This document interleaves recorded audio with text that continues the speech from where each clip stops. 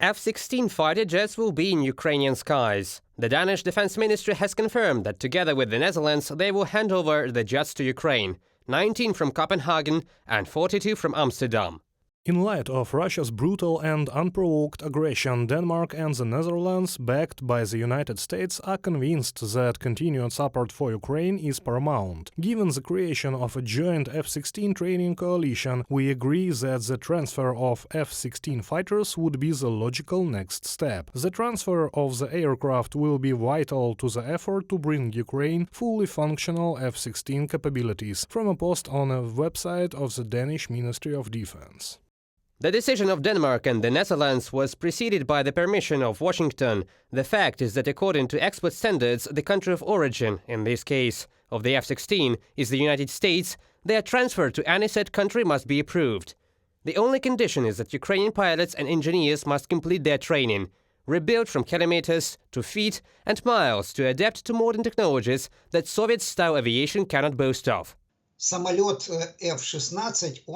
F-16 aircraft, it is very oriented. The ergonomics of its cockpit is focused on the pilot to create the most comfortable conditions. He does not even sit in the cockpit like other aircraft, but is in a reclining position, and the onboard handle is like a joystick. Our pilots will be able to fly them in about 4 months, but the rest of the period will need to be devoted to tactical training.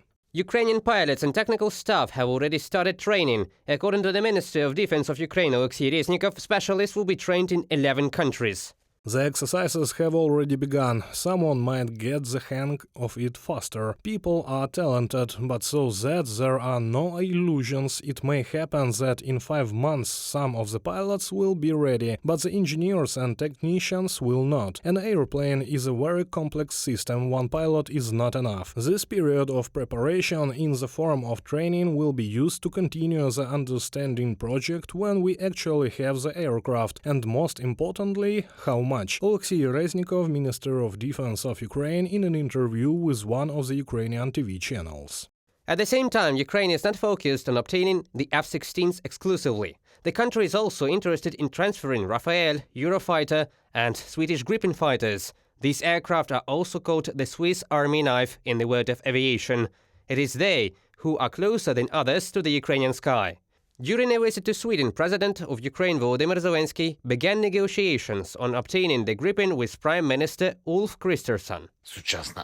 Modern aviation. We are trying very hard to increase the capabilities of military aviation. This is one of the most difficult tasks, but I am sure we will accomplish it. Now we have a breakthrough result, the result of Gripens, cool, modern Swedish combat aircraft.